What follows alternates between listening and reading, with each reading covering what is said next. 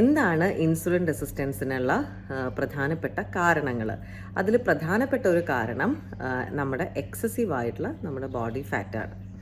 അത് എസ്പെഷ്യലി നമ്മുടെ വയറിന് ചുറ്റുമുള്ള ഫാറ്റ് കൂടുമ്പോൾ ഇൻസുലിൻ റെസിസ്റ്റൻസ് ഉണ്ടാവാം. അതേപോലെ PCOD, സ്ത്രീകളിൽ PCOD ഉള്ള സ്ത്രീകളിൽ ഇൻസുലിൻ റെസിസ്റ്റൻസ് കാണാറുണ്ട്.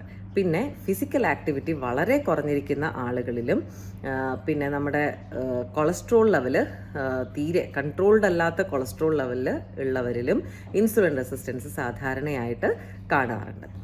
ഇൻസുലിൻ റെസിസ്റ്റൻസ് ട്രീറ്റ് ചെയ്യാതെ വിട്ട് കഴിഞ്ഞു കഴിഞ്ഞാൽ അത് പിന്നീട് ഡയബറ്റിസിലേക്ക് വഴിവെക്കും.